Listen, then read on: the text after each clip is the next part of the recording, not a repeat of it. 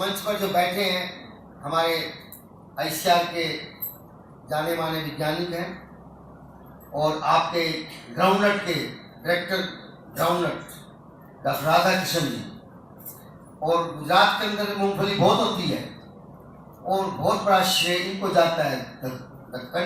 His contribution is immense and he is our dedicated scientist. He is South India, so I have to speak some word in English.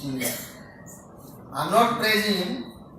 मैं praise नहीं कर रहा doctor Radha Krishna, but your contribution is visible.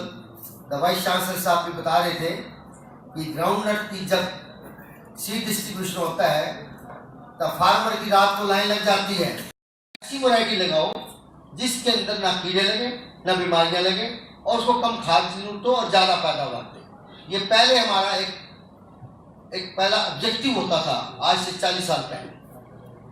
कम बीमारी लगे, कम कीड़े लगे, कम खाद पानी में पके, ताकि हमारा केमिकल जितना कम से कम डाल सके। लेकिन क्या किया, मजबूरी है कि उस टाइम पॉपुलेशन हिंदुस्तान की 33 करोड़ थी। आज हिंदुस्तान की पॉपुलेशन 133 करोड़ है और जमीन हमारी करीब उतनी है। जब जमीन इतनी है तो हमारी मजबूरी के कारण हमको हाई यील्डिंग वैरायटी डेवलप करनी पड़ी, हाइब्रिड डेवलप करने पड़े जो कि रिस्पॉन्सिव हो न्यूट्रिएंट के भी और डिजीज रेजिस्टेंस भी हो।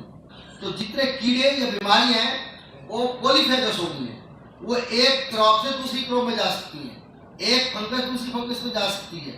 तो एक वीड जो है ना वही रहते हैं, जब वीड वही रहते हैं, जब वातावरण एक जैसा हो तो वीड होते रहते हैं, बीमारियां होती रहती हैं, इनोकुलम उनका बढ़ता रहता है। तो जमीन को इन चीजों से रहित करने के लिए, दूर करने के लिए हमारी मजबूरी है कि हम दवाई डालें। दो तरीके हैं दवाई डालने के, या हम केमिकल डालें या हम बायो कंट्रोल करें। लेकिन कुछ बायो कंट्रोल के लिए है और कुछ केमिकल से हो पाएंगे, इसलिए हमको अंधाधुंध दवाइयां छिड़कनी, इंटीग्रेटेड कहते हैं IPM। तो हमको इंटीग्रेटेड पेस्ट मैनेजमेंट करना है।